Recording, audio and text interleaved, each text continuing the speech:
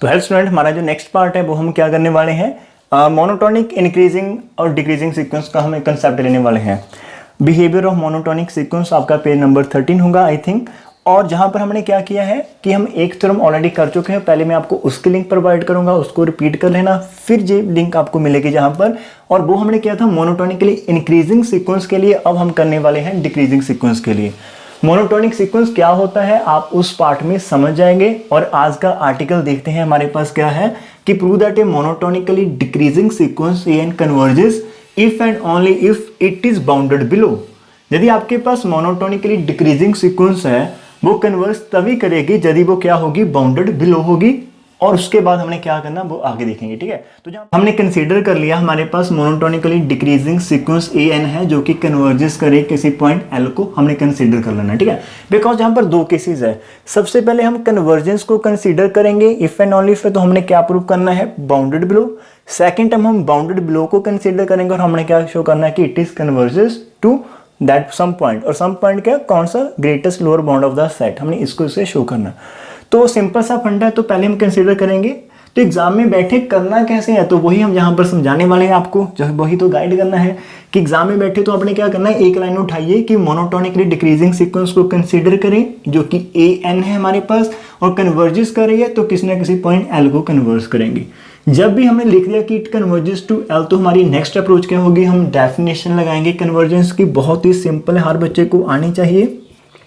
That is for given epsilon greater than 0 however small, हमारे पास क्या होगा, देयर एग्जिस्ट एक नेचुरल नंबर होगा n सच दैट हमारे पास क्या होगा, ए एन माइनस एल की जो डिमॉड है वो लेस देन एप्सिलॉन होगी for all n greater than equal to m number 1। ये हमारा कंसेप्ट है। जहां तक तो हमने डेफिनेशन लगा दी। अरे वाह, प्रूफ क्या करना है उसे देखते हैं, साथ में वीडियो भी चेक लेते हैं। जैसे ओके, प्रूफ क्या करना है कि इट इज बाउंडेड बिलो। अभी आपके पास सीक्वेंस है ऐसे कुछ, a n is equal to A1, ठीक है, और इसमें एलिमेंट A2 है, A3 है, अप टू सो ऑन, ऐसे एलिमेंट है। अब ये बाउंडेड बिलो कब होगी, बाउंडेड बिलो का मीनिंग इसके अंदर कोई एक हम ऐसा पॉइंट फाइंड कर लेंगे h की इस सीक्वेंस की सारी टर्म फॉर ऑल n, सारी की सारी टर्म इस h से बड़ी होगी, सारी की सारी टर्म इस h से बड़ी होगी, ग्रेटर देन और इक्वल टू हम ये प्रूव करने वाले हैं। H इज अ बाउंडेड, जहां पर H के हमारे पास lower bound of the set बन जाएगी। रीजन क्या है कि इस सीक्वेंस के कोई भी आप एलिमेंट उठा लो, वो कोई भी एलिमेंट H से छोटा नहीं होगा। मीनिंग क्या है, एक आपके पास बिलो साइड होती है, एक अपर साइड होती है।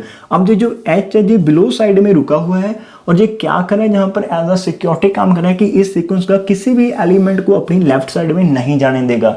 जितने भी इसमें एलिमेंट होंगे जहां तो इसके इक्वल होंगे जहां फिर इससे बड़े होंगे। इसका मीनिंग क्या हो गया कि ए एन यदि चाहे तभी वो अपनी बिलो साइड नहीं जा पाएगी, इसकी कहां पर, एच की लेफ्ट में नहीं जा पाएंगी। इसका मीनिंग उसके जो लेफ्ट साइड है वहां पर एक बाउंडेशन लग गई और उस लेफ्ट साइड को हम क्या कहते हैं, बिलो साइड कहते हैं। सो ए एन इज बाउंडेड बिलो होगी जब भी हम ऐसा कुछ फाइंड कर लेंगे। सो दिस इज हमारा टारगेट, ठीक है। तो दिस इज हमारा target, this is our target. तो आगे करते कैसे करना, अभी इसी टारगेट तक पहुंचना है फॉर ऑल एन के लिए, लेकिन अभी हम सिर्फ एम टर्म के लिए कर रहे हैं। हमारा टारगेट ए एन को जनरेट करना है, लेकिन हम ए एन माइनस एल के साथ रुके हुए हैं। तो नेक्स्ट कुछ रिजल्ट है हमारे माइंड में। एक रिजल्ट होता है mod of x less than L, ठीक है। इसका मीनिंग जो आपके पास सेंटर वैल्यू होती है वो इसी से नेगेटिव के ग्रेटर देन इक्वल टू और इससे पॉजिटिव से छोटी होती, तो हम ये रिजल्ट यहाँ पर यूज कर सकते हैं। इसी रिजल्ट के साथ क्या आ जाएगा, हमारे पास ये जो सेंटर वाली वैल्यू है ए एन माइनस एल इस नंबर के नेगेटिव से तो बड़ी होगी लेकिन इसके पॉजिटिव से छोटी होगी। कब, for all n greater than equal to m. Very simple, हमें तो ए एन टारगेट करना है, हमें पता था रिजल्ट। तो आप जहां पर माइनस एल है तो एल को प्लस कर दें थ्रू आउट, तो एल जहां पर आ जाएगा a n less than l plus epsilon हो जाएगा for all n greater than equal to m. तो हम जहां पर पहुंच चुके हैं। अब हमारा ए एन तो आ चुका है, अरे वाह, और ये इस नंबर से ग्रेटर भी है। लेकिन प्रॉब्लम कहां पर है, ये सिर्फ एम एलिमेंट के लिए है। तो हमें अभी तक क्या है, हमारे पास जो सीक्वेंस है ऐसी है सीक्वेंस ए एन जो हमारे पास है उसमें A1 है, A2 है, A3 है, चलते चलते मान लीजिए जहाँ पर AM-1 है, जहाँ पर AM है, AM+1 है और सारे एलिमेंट। हमने क्या कह दिया कि जो हमारे जी सारे के सारे नंबर हैं वो L माइनस एप्सिलॉन से क्या है, ग्रेटर देन है, ठीक है। So this all numbers are greater than this minus epsilon, लेकिन हमें तो सारे चाहिए। तो इसका मीनिंग क्या होगा, आप इस पूरे सेट को रिप्लेस कर दें इस नंबर के साथ कि ये पूरा सेट इससे बड़ा है। अब क्या हो सकता है, दो केसेस हो सकते हैं, या तो आपका L माइनस एप्सिलॉन इन सभी में से छोटा होगा, या फिर जहां पर कोई ना कोई नंबर ऐसा होगा जो L माइनस एप्सिलॉन से भी छोटा होगा। तो हम उसी नंबर को क्या करेंगे, लेट कर लेंगे हम h is equal to minimum है, h is equal to minimum of what, हमारे पास ये जो नंबर है A1 A2 A3 कहाँ तक चलती है, AM-1 एंड साथ में J वाला जो नंबर है, ठीक है। इस नंबर को लिखने से क्या होगा, पूरी की पूरी सीक्वेंस का आइडिया हो जाएगा कि आगे वाले को हमने स्टडी नहीं करना। तो इसमें से जो भी मिनिमम होगा वो हमारा h है। अरे हम क्या बोल रहे हैं, या तो J मिनिमम होगा या फिर जहाँ पर कोई ना कोई मिनिमम होगा। यदि J मिनिमम होगा तो सारी सीक्वेंस जो सारी की सारी इससे बड़ी होगी, अदरवाइज कोई और नंबर हुआ जो इससे भी छोटा हो गया, इसका मीनिंग J नंबर उस नंबर से बड़ा होगा, तो ये सारी की सारी सीक्वेंस भी उस नंबर से बड़ी हो जाएंगी, और साथ में वो नंबर जिसकी हम बात कर रहे हैं वो इनमें से छोटा, तो ये सारे भी उससे बड़े हो जाएंगे। फिर से रिपीट करता हूँ, ये सारे भी h से बड़े होंगे और L माइनस एप्सिलॉन भी h से बड़ा होगा, तो इनडायरेक्टली क्या होगा हमारे पास, विच इम्प्लाइज h किससे छोटा होगा, सारी की सारी टर्म से, सारी की सारी फॉर ऑल n। इसका मीनिंग हमारे पास क्या आ जाएगा, an greater than equal to h for all n आ जाएगा, विच इम्प्लाइज। यदि ये पार्ट नहीं समझ में आया तो हमने पहले किया हुआ वहां से देख लेना, ठीक है। तो देयरफॉर हमारे पास क्या होगा, सीक्वेंस इज बाउंडेड बिलो। तो एक पार्ट तो हमारा हो गया सिंपल, ठीक है। देखिए मैं आपको टाइम दे रहा हूँ हर एक कंसेप्ट को बिल्ड करने के लिए, बिकॉज हमारे पास टाइम है, और हम इसे ऐसा नहीं करने वाले कि आपने वीडियो देखी और 15 मिनट बाद आपको पता ना लगे कि क्या हुआ। तो हम जहाँ पर 20 मिनट 25 मिनट 40 मिनट तक देख सकते हैं, लेकिन उसके बाद ऐसा होगा कि आप करेंगे इसको, आप सबसे पहले करेंगे, ठीक है। तो ये हमारा फर्स्ट पार्ट हुआ। अभी कन्वर्स पार्ट देखते हैं, कन्वर्स करने वाले हैं। कन्वर्स में हमने क्या करना है कि हमारे पास जो मोनोटोनिक की सीक्वेंस है वो बाउंडेड बिलो है and L is the greatest lower bound हमने कंसीडर करना। तो लिख लेते हैं हमारे पास हमने क्या कंसीडर किया है कि एज्यूम दैट मोनोटोनिक एक सीक्वेंस है हमारे पास, मोनोटोनिक डिक्रीजिंग, ठीक है। जो लाइन है वही लिखेंगे, लाइन कहाँ से लेकर आनी है, घर से थोड़ा लेकर जाएंगे, जो एग्जाम है वही लिख देंगे। मोनोटोनिक डिक्रीजिंग सीक्वेंस जो कि हमारे पास है, और हमने कंसिडर कर लिया इज बाउंडेड बिलो है, is bounded below and L हमारे पास क्या है, L is the greatest lower bound किसकी, सीक्वेंस की। सिंपल सा फंडा है। और ग्रेटेस्ट लोअर बाउंड की डेफिनेशन आपको आनी चाहिए, वो भी हम देख लेते हैं आपको आती या नहीं आती। मैं जहाँ पर पहले समझा देता हूँ कि मान लीजिए हमारे पास A1 A2, जब हमने बोल दिया कि मैंने बोला कि L क्या हमारे पास ग्रेटेस्ट लोअर बाउंड, कुछ सेट के साथ हम इसको करेंगे एग्जांपल। यस वीडियो तो ठीक है, 1 2 3 4 5, ठीक है। एक हमने सेट कंसीडर कर लिया, तो सेट है, मान लो सीक्वेंस हमने एक सेट के साथ किया, और मैं बोल रहा हूँ कि हमारे पास जो 1 है नंबर, जहाँ पर 1 ले सकते हैं। यस आप 1 ऐसे नहीं करेंगे, इसको हम सीक्वेंस लेंगे, लाइक बहुत सारे नंबर्स आने चाहिए। मान लो हमने किया 2 और 3 के अंदर अंदर हम बात कर रहे हैं, 2 और 4 के अंदर समझाना है। 2 एंड 5 का जो एक सेट है हमारे पास, 2 से लेकर 5 का एक सेट है, इसमें बहुत सारे एलिमेंट हो गए। 2 से लेकर 5 तक देख ले कितने एलिमेंट होते हैं, इनफाइनाइट मैनी नंबर्स होते हैं, 2.01 2.02 2.03 बहुत सारे नंबर होंगे। अब आपको पता है कि ये नंबर सबसे छोटा नंबर क्या है, 2 है, सबसे बड़ा क्या है, 5 है। तो इसी 2 को हम क्या कर सकते हैं, देखिए जहां पर जितने भी इसके एलिमेंट है, लाइक हम 2 लिख दें, 3 लिख दें, 4 लिख दें, 5 लिख दें, और इसके अंदर जितने भी एलिमेंट आएंगे सारे के सारे वो ग्रेटर देन और इक्वल टू 2 हो गए। देखा ना, ये नंबर 2 से बड़ा है, 3 2 से बड़ा है, ये तो इक्वालिटी का साइन आ गया, 4 बड़ा है और 5 बड़ा है। तो इसका मीनिंग इस 2 को हम क्या लिखेंगे, lower bound of the set करेंगे। लेकिन माय डियर्स ये 2 तो इसकी लोअर बाउंड है, इसका मीनिंग यदि ये सारे नंबर 2 से बड़े हैं तो वो 1 से भी बड़े होंगे, वो 0 से भी बड़े होंगे, -1 से भी बड़े होंगे और -2 से बड़े। पिछले आप बैक आए, इसका मीनिंग क्या हुआ, यदि मैं -∞ से लेकर 2 तक चलता हूं तो इसमें जितने भी नंबर आ जाएंगे वो सारे नंबर क्या होंगे, lower bounds of the this particular set. इस सेट की क्या होंगे, लोअर बाउंड्स होंगे। फिर से समझिए, 2 तो इसकी लोअर बाउंड है। लोअर बाउंड कब कहते हैं, जब आपके नंबर उस नंबर से बड़े या फिर उसके इक्वल हो, इसका मीनिंग उसके लेफ्ट में ना जा पाए। जहाँ पर कोई भी नंबर 2 की लेफ्ट में नहीं जा सकता। यदि 2 की लेफ्ट में नहीं जा सकता तो उनकी इतनी कैपेबिलिटी नहीं है कि वो 1 की लेफ्ट में जाए, वो -1 की लेफ्ट में जाए, वो कोई भी नंबर इसकी लेफ्ट में नहीं जाएगा, सारे के सारे नंबर इसके राइट में रहेंगे। इसका मीनिंग यदि हम 2 को लोअर बाउंड बोल सकते तो इसका मीनिंग 1 भी उसकी लोअर बाउंड हो गया। 1 लोअर बाउंड क्यों हुआ? बिकॉज सारे के सारे एलिमेंट 1 से भी बड़े हैं, सारे के सारे एलिमेंट 0 से बड़े हैं, सो 0 इज ऑल्सो लोअर बाउंड। सारे के सारे एलिमेंट -1 से बड़े हैं तो -1 is also the lower bound of this set. अरे वाह, यदि हम इन सारी नंबर की कलेक्शन ले लेंगे वो नंबर कैसे होंगे? दैट इज वो कलेक्शन कैसे होगी? That is the collection of lower bounds of this particular set. तो हमने बोला collection of all lower bound of this particular set. अब हम ग्रेटेस्ट लोअर बाउंड की बात करते हैं। जब आप लेते हैं कि this is a set of all lower bound, तो इन सेट में से जो सबसे बड़ा होगा, वर्ड देखिए, लोअर बाउंड तो हमारे पास है, ठीक है, लेकिन उन लोअर बाउंड में से सबसे बड़ा, greatest of all lower bounds, जितनी भी लोअर बाउंड्स आ गए उनमें से सबसे बड़ा कौन है? देखिए सारे लोअर बाउंड है, -2, -1, 0, 1 एंड 2, सभी के सभी लोअर बाउंड्स है। देखिए इन सब में से बड़ा कौन है? 2। तो इनमें से जो बड़ा होगा 2, वो हमारे पास क्या होगा? ग्रेटेस्ट लोअर बाउंड होगा। अब इस लोअर बाउंड की स्पेशलिटी क्या होती है? यदि आप इस 2 में ग्रेटेस्ट लोअर बाउंड में कुछ भी ऐड करते हैं, बोले तो कुछ भी, मान लो हमने इस 2 में एप्सिलॉन ऐड किया, और एप्सिलॉन आप कितना स्मॉल ले सकते हो? 0.1 कर लो, कितना स्मॉल है? 0.1। आपने 2 + 0.1 कर दिया, आंसर आ गया आपका 2.1। अब क्या होगा? अब आपका 2.1 कहाँ चला जाएगा?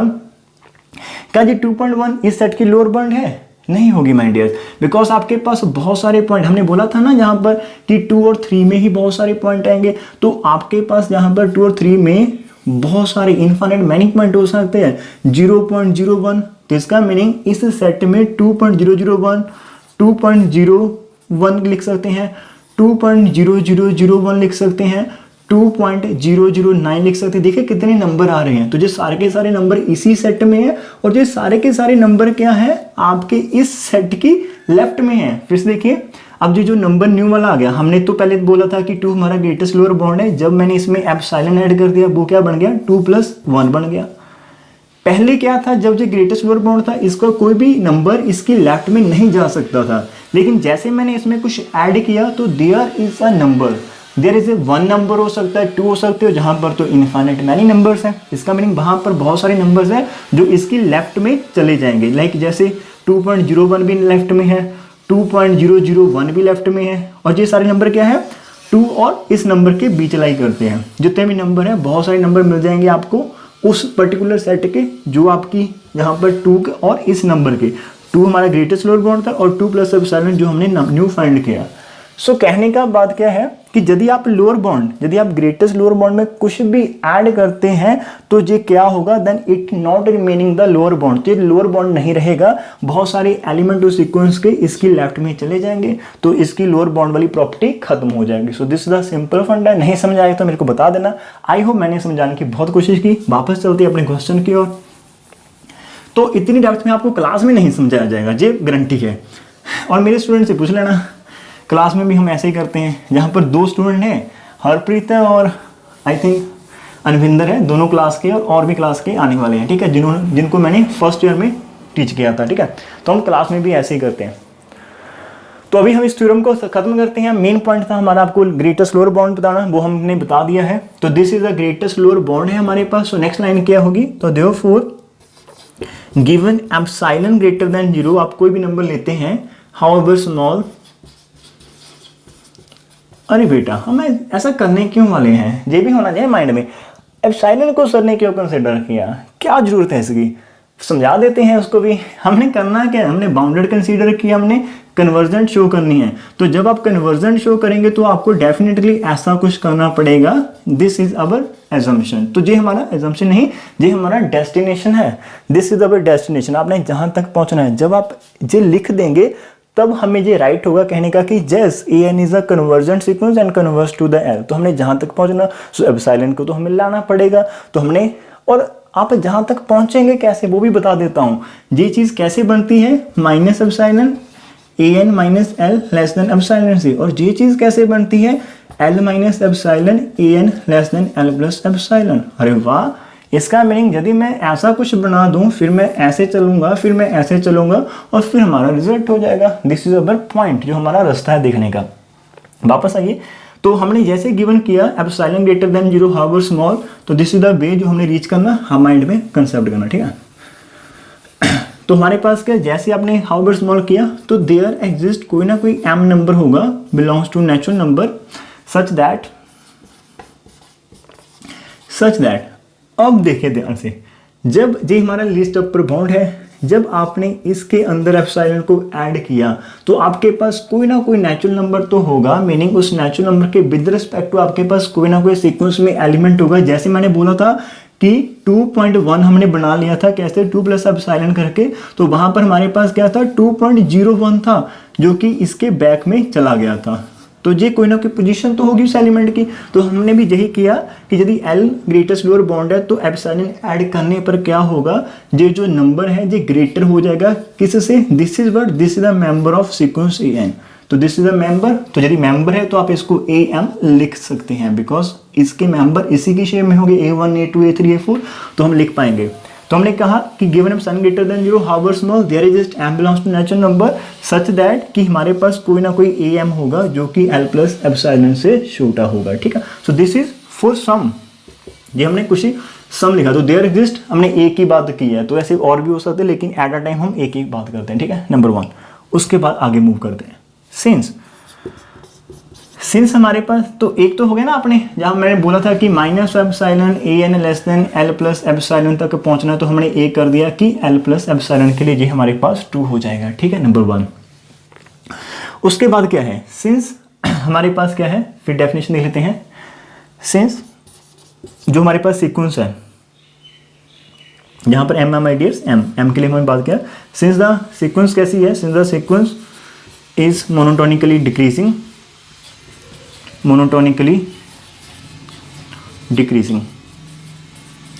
अरे डिक्रीजिंग का मीनिंग क्या है, डिक्रीजिंग का मीनिंग जैसे जैसे आप आगे मूव करेंगे, लाइक आपका जो डिक्रीज कर रहा है तो आपका जो A2 होगा वो लेस देन होगा A1 और आपका जो A3 होगा वो लेस देन होगा A2। जैसे जैसे आप नीचे उनके जो लिखा है उनके पैर में उनका सिंबलाइज है, जैसे जैसे आप आगे बढ़ेंगे आपके नंबर छोटे होते चले जाएंगे, ठीक है। So since the sequence is monotonically decreasing है, तो देयरफॉर आपके पास क्या होगा, AN जो नंबर है वो less than equal to AM होगा for all N greater than equal to M। फिर से समझना, हमारे पास N क्या है, M से बड़ा, तो इसका मीनिंग AN M से छोटा होगा।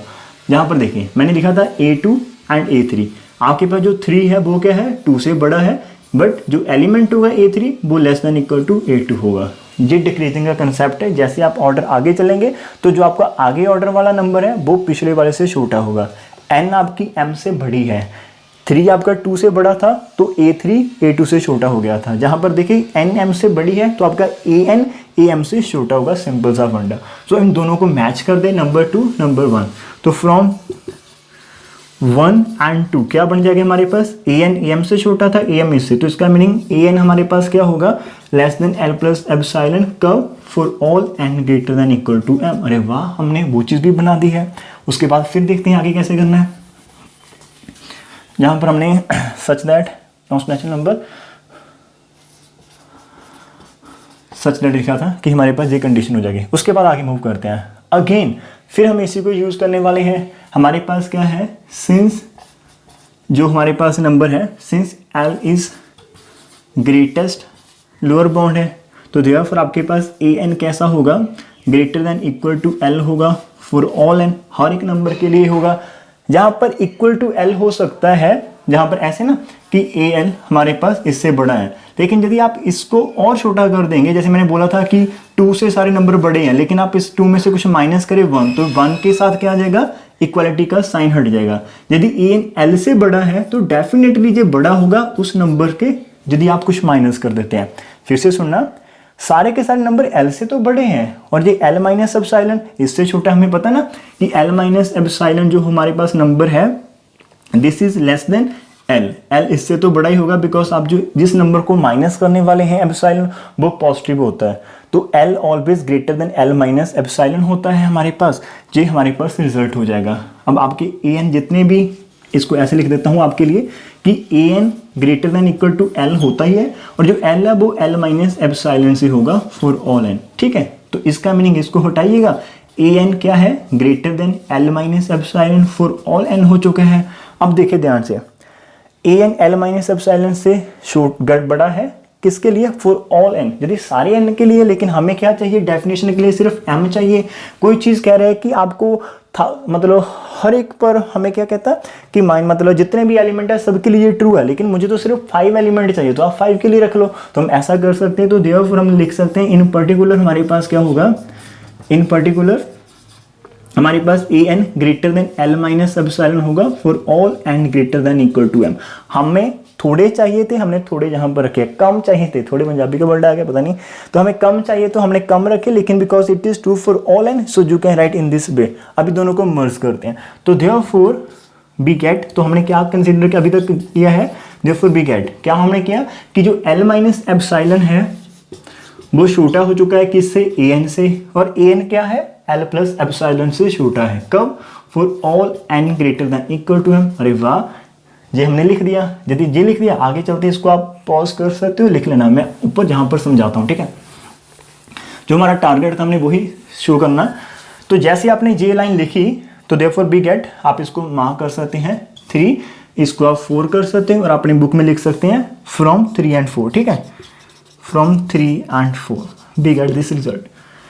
अभी ये रिजल्ट लिखे, उसके बाद आपने क्या करना है, एल को माइनस कर देना है थ्रू आउट। तो एल को जब आप माइनस करेंगे, एल सेंटर में चली जाएगी, यहाँ पर भी आपने माइनस कर दिया epsilon for all n greater than equal to m. अरे वाह, इसका मीनिंग हम इसको लिख सकते हैं a n minus l less than epsilon for all n greater than equal to m. यही तो हमारे पास डेफिनेशन बन गई। तो इसका मीनिंग क्या होगा, तो देयरफॉर जो सीक्वेंस है a n, therefore a n is convergent.